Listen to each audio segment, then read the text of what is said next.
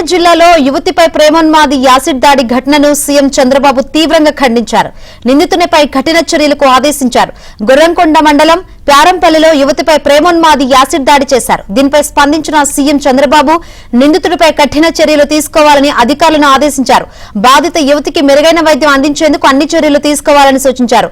అలాగే బాధిత యువతికి ఆమె కుటుంబానికి ప్రభుత్వం అన్ని విధాలా అండగా ఉంటుందని సీఎం చంద్రబాబు భరోసా ఇచ్చారు.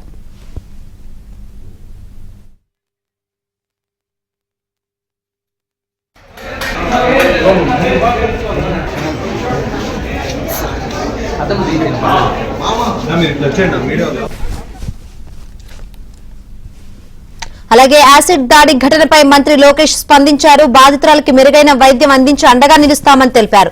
యాసిడ్ దాడికి పాల్పడిన నిందితుడిని కఠినంగా శిక్షిస్తామని అన్నారు. యాసిడ్ బాధితురాలి తండ్రి జనార్దన్ కు మంత్రి లోకేష్ ఫోన్ చేశారు. బాధితురాలి ఆరోగ్యంపై వాకబు చేశారు. ఆమెను తమ సొంత చెల్లిగా భావించి అండగా నిలుస్తానని, యాసిడ్ దాడి ఘటనను తనను తీవ్ర ఆందోళనకు గురిచేసిందన్నారు మంత్రి లోకేష్. మరోవైపు అక్కడే ఉన్న మంత్రి మండుపల్లి రాంప్రసాద్ తో కూడా లోకేష్ మాట్లాడారు. బాధితురాలు గౌతమి కోలుకోవడానికి అవసరమైన అన్ని చర్యలు తీసుకోవాలన్నారు. ఆమె వైద్యానికి సంబంధించిన ఏర్పాట్లను పర్యవేక్షించాల్సిందిగా మంత్రి రాంప్రసాద్ కు మంత్రి లోకేష్ సూచనలు చేశారు.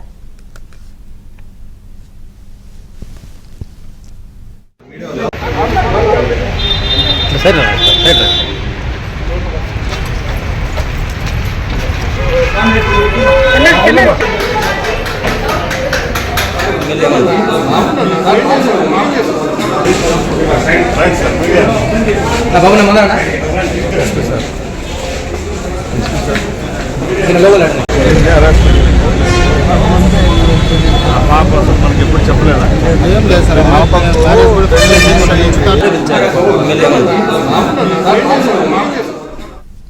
ప్రేమించలేదనే కారణంగా యువతిపై ప్రేమోన్మాది యాసిడ్ తో దాడికి పాల్పడడం ఏపీ వ్యాప్తంగా తీవ్ర కలకలం రేపుతుంది. బ్యూటీషియన్ గా చేస్తున్న గౌతమి అనే యువతిపై గణేష్ అనే వ్యక్తి యాసిడ్ తో దాడి చేశాడు.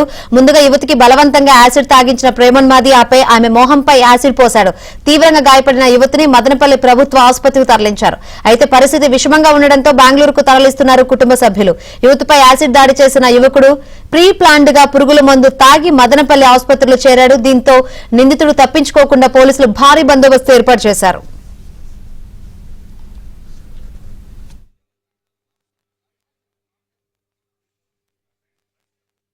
ఈ సంఘటన ఖండిస్తూ మా యువ నాయకులు లోకేష్ బాబు గారు అలాగే హోమ్ మినిస్టర్ కూడా స్పందించడం జరిగింది. బాధితురానికి మెరుగైన వైద్యం కోసం ఈరోజు బెంగళూరు పంపించడం జరిగింది. అక్కడ ఏ విధమైన వైద్య సదుపాయాలు కావాలో ఆ సదుపాయాలన్నీ భరించేదానికి రాష్ట్ర ప్రభుత్వం సిద్ధంగా ఉందని లోకేష్ బాబు గారు కూడా ఇప్పుడు ఫోన్లో మాట్లాడి చెప్పడం జరిగింది. కాబట్టి తప్పకుండా బాధితురాలు ఎవరైతే ఉన్నారో ఆ అమ్మాయికి కోలుకునే వరకు రాష్ట్ర ప్రభుత్వం ద్వారా చికిత్స అందేదానికి ప్రభుత్వం చర్యలు తీసుకుంటుంది. ఈ సంఘటన జరిగిన 15 నిమిషాల్లోనే ఎవరైతే నిందితులు ఉంటాడో వాళ్ళు అరెస్ట్ చేయడం అలాగే రిమాండ్కి తీసుకోవడం కూడా జరిగింది. ఇలాంటి చర్యలు రాబోయే కాలంలో కూడా జరగకుండా మేము ముందు జాగ్రత్తగా